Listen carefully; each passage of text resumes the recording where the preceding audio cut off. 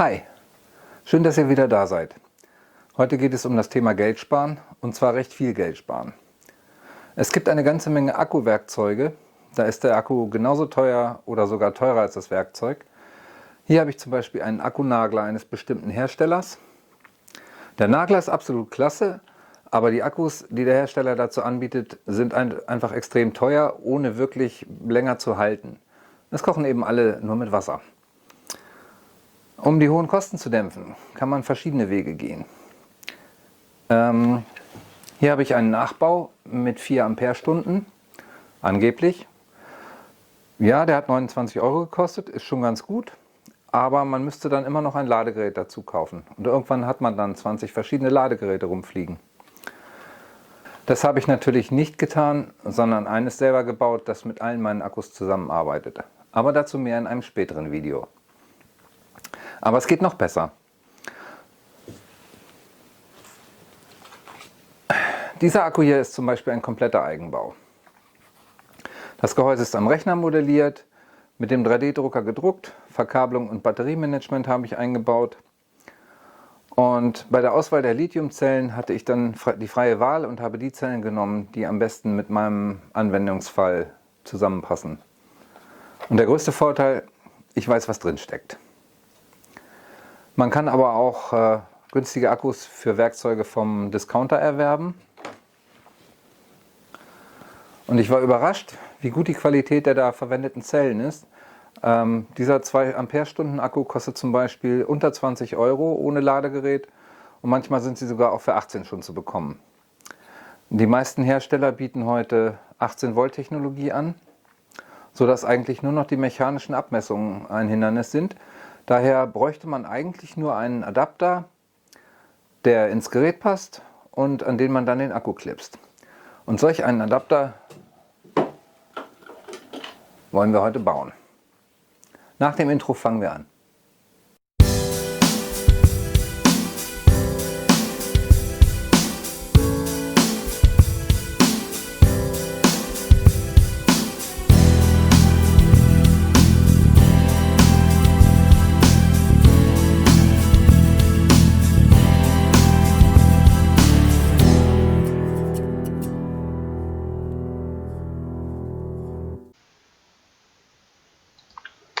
So, wir wollen jetzt die passenden Kunststoffteile für den Adapter erzeugen und das mache ich mit meinem 3D-Drucker. Und die passenden Teile gibt es auf Thingiverse. Das Projekt verlinke ich euch auch unten direkt in der Videobeschreibung. Wir besuchen also kurz die Seite von Thingiverse und suchen mal eben den Adapter.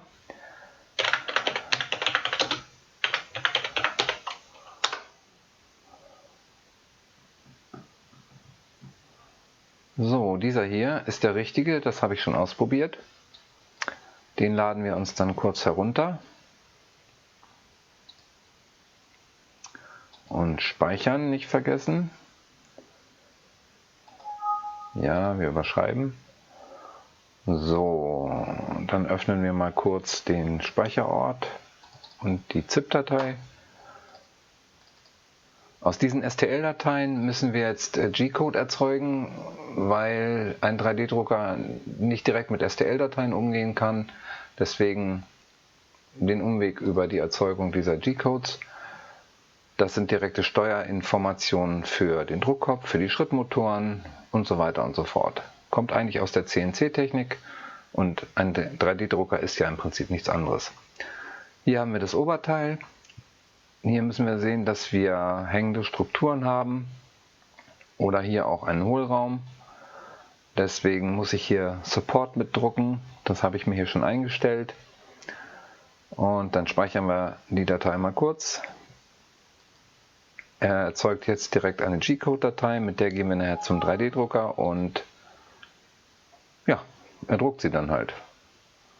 So, jetzt noch die Clips. Davon brauchen wir 2 und speichern auch.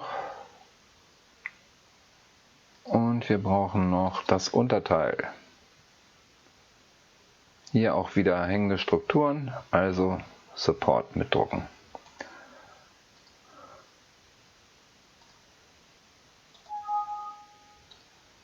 das war's schon.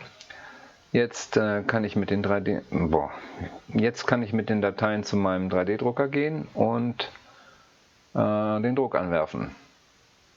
Ich melde mich dann mal in 12 Stunden wieder. Ungefähr so lange wird das dauern, bis die Teile alle ausgedruckt sind. Bis später.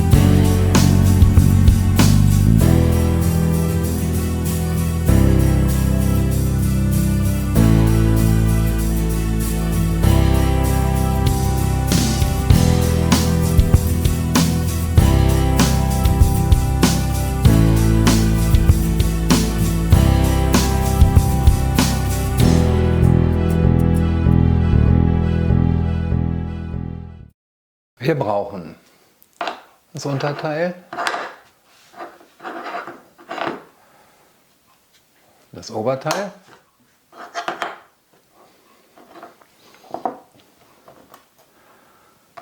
vier Schrauben, am besten selbstschneidende, eine Kugelschreiberfeder, die wir in der Mitte durchtrennen,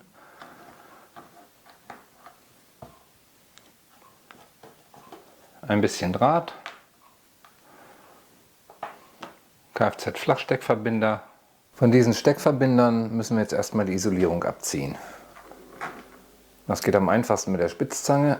Ein bisschen drehen. Einer ist ab.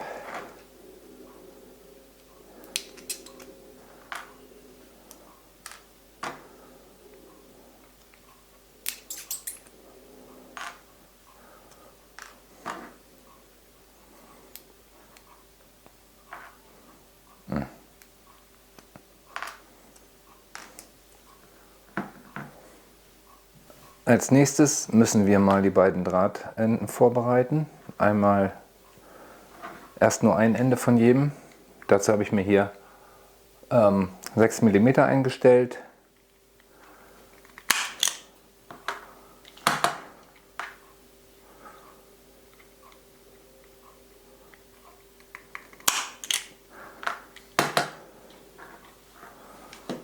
Als nächstes krimpen wir an die beiden Enden erstmal jeweils einen Steckverbinder an.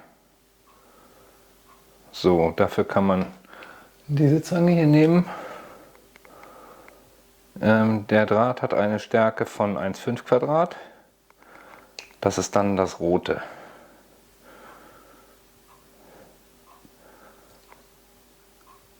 Also, ich meine diese rote Markierung hier.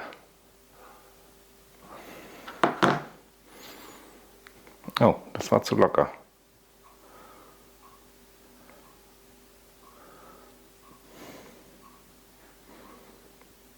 Dann machen wir es anders.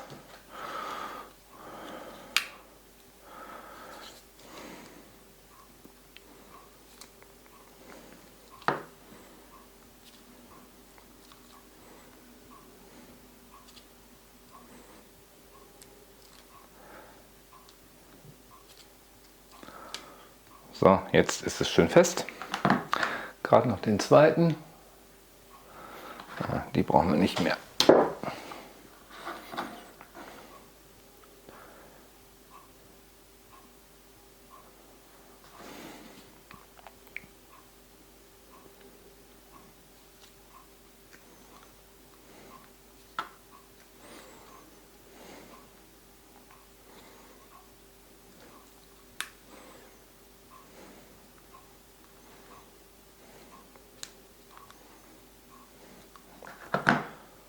So, der sitzt auch gut.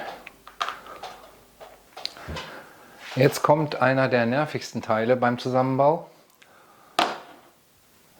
Wir müssen die beiden Drahtenden hier einfädeln. Das kann sehr umständlich sein. Dazu sollten wir auch erstmal schauen, wo muss der Pluspol sein, wo muss der Minuspol sein. Hier auf dem Adapter sieht man ein Plus und ein Minus. Bei dem Akku aus dem Discounter sind die beiden genau andersrum. Das heißt, dieser Pluspol geht an die Seite, der Minuspol an die. Also haben wir hier Minus und führen hier den schwarzen Draht durch. So, dann machen wir mal. Also, es kann ein bisschen dauern. Ich werde wahrscheinlich fluchen, aber da müsst ihr jetzt mal durch.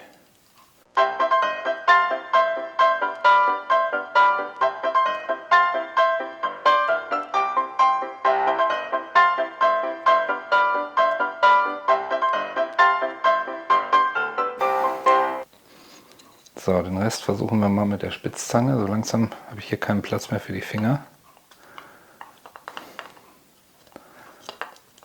So, der sitzt auch relativ... Ja. So.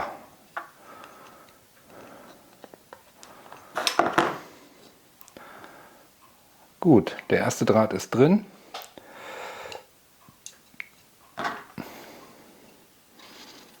Und noch den zweiten.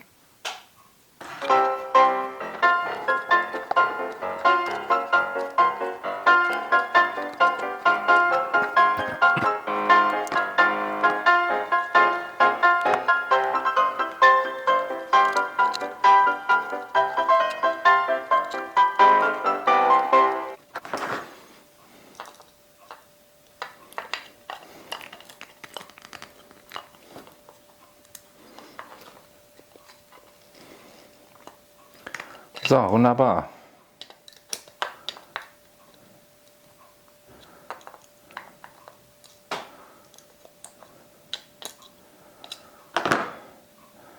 Alle drin.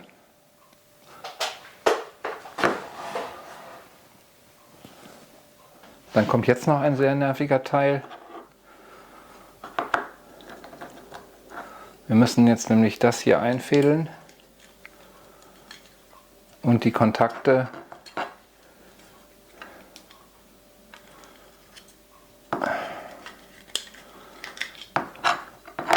hier in eine kleine Rundung drücken. Ich weiß nicht, ob ihr das sehen könnt.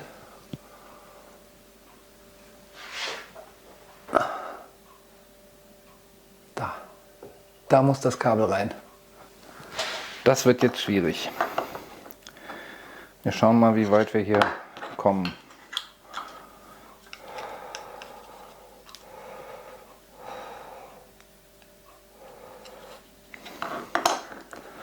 So, also wieder abisolieren.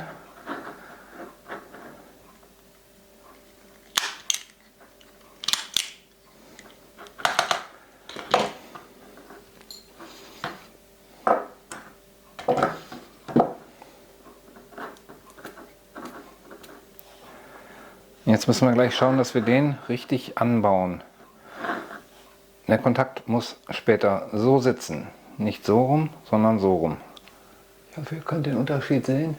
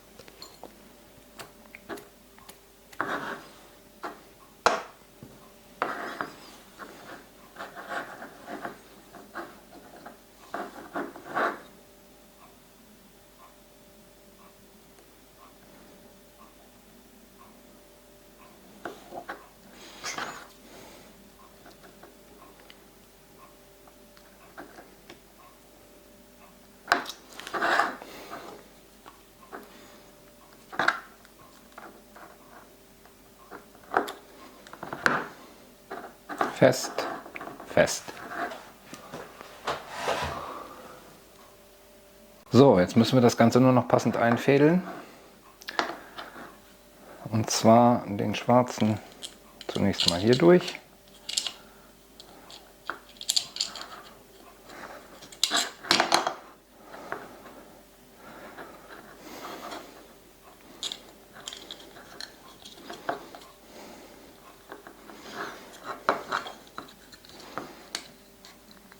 Und hier schön in die Führung drücken. Und den roten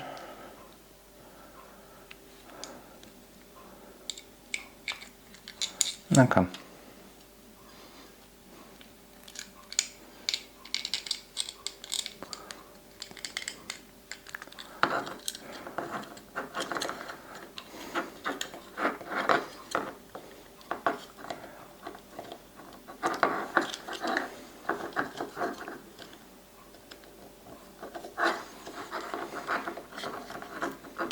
Und hier auch in die Führung gedrückt. So, jetzt ziehen wir die ganzen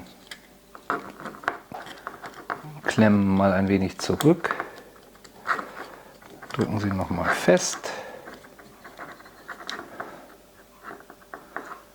So, der sitzt dran. Gut.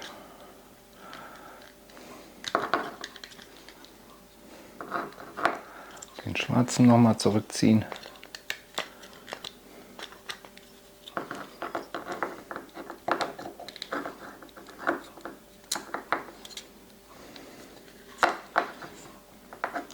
Reindrücken. Das kann ich leider nicht so gut zeigen, aber ihr werdet sehen, wenn ihr den Adapter selber baut. So.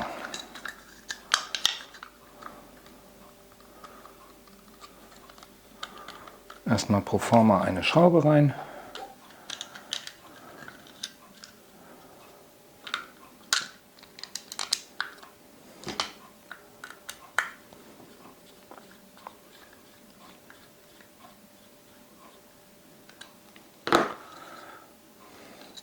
Und die anderen drehen wir erstmal locker an.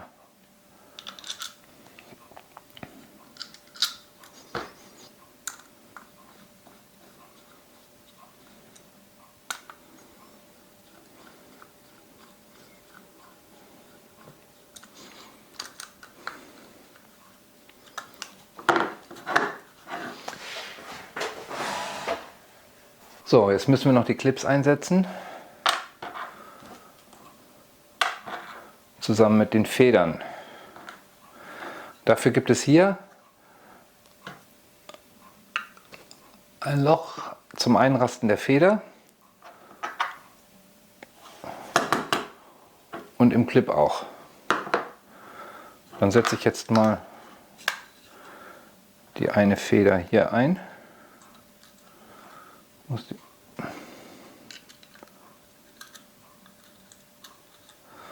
So, den Clip drauf, das Ganze runtergedrückt und festgeschraubt. Erstmal nur so weit, dass es nicht wieder rausfallen kann. Wir müssen die andere Seite ja auch noch einsetzen können.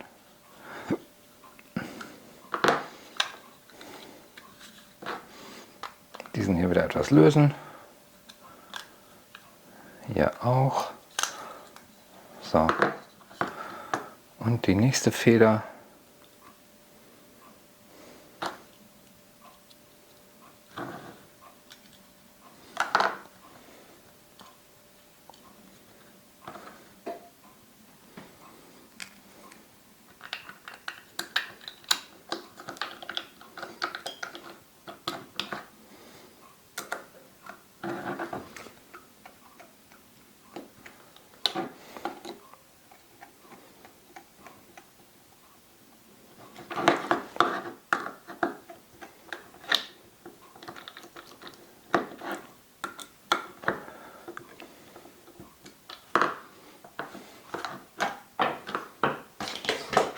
so, damit sind wir fertig.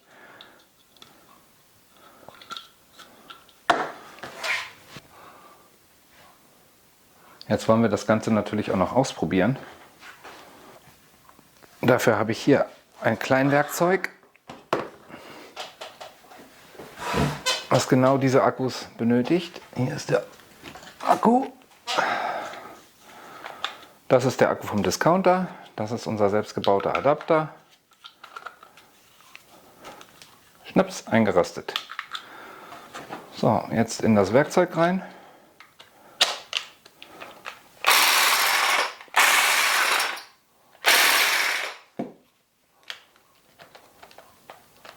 Na. So.